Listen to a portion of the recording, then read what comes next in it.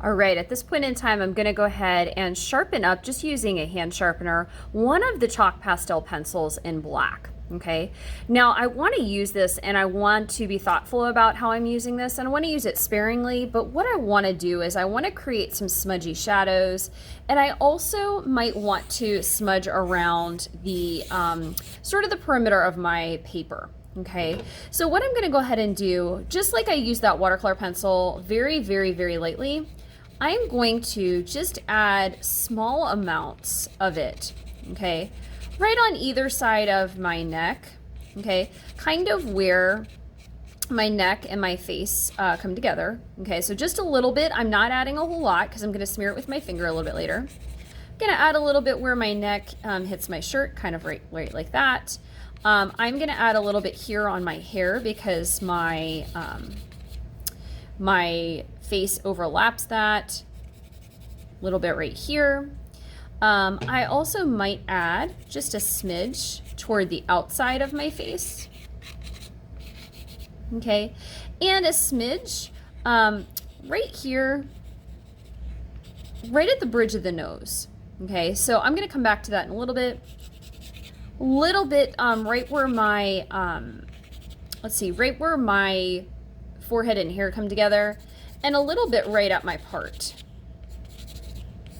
Okay, so I'm using this, again, I'm using it really sparingly, and I'm just kind of adding some of that lightly in there. You can always go back and add more. Okay, so just know that that's a possibility. Now at this point, the chalk is on the paper.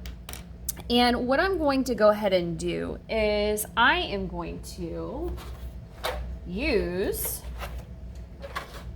a blending stump. Okay, so I think I'll get these out for you all. Couple of things. You're going to use this kind of instead of your finger to blend. What's nice about it is that it comes to a point. Do not jam the point into the table. It's just going to ruin the blending stump. But I'm kind of going to use it on its tip and on the side, and I'm always going to blend lightest into darkest.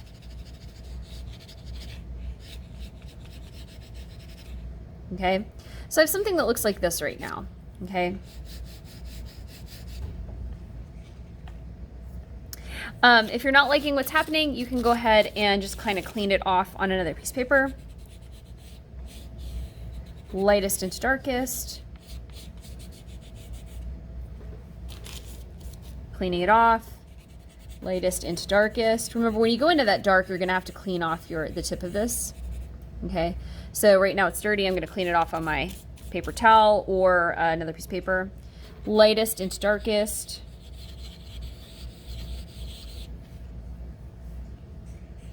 Actually, just going to use some graphite off of here for this part.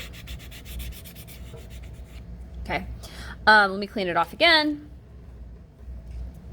Right in here in this eye area, I'm going to go ahead and set this powder. Lightest into darkest.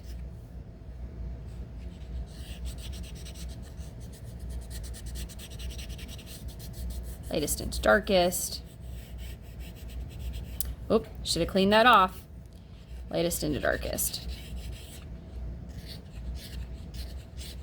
Okay, so just make sure that you're always dragging it lightest into darkest area, and that you're cleaning it off between each time. Okay, each time that you're using it. Now, one thing I'm also going to do, and you can feel free to use the black for this if you want to keep it grungy, or if you want to use your analogous color, or maybe even a complementary color around the edge of this. Any of those is fine. Okay, so I'm going to go ahead and hit this just with a little bit, just the edge, a little bit of smudge, just to kind of knock it back. And again, I'm just using black. You can use a color for it though. All right, and I'm going to set the powder with my blending stump. So lightest into darkest. I kind of like the grungier feel with this. Okay, if you get too much dark on your blending stump, clean it off. Okay, otherwise you're just going to be spreading that dark around. Okay, using it on its side here. Okay, I've got too much on my blending stump. Let me clean it off. You can also set this with your finger a little bit. Cool.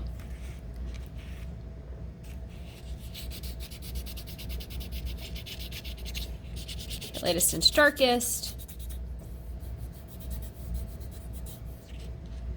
Okay, a little bit right here. Perfect. All right.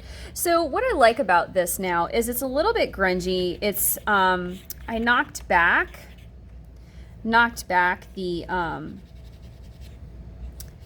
my gosh, the chalk pastel a little bit. Okay, and now I'm ready for my next layer.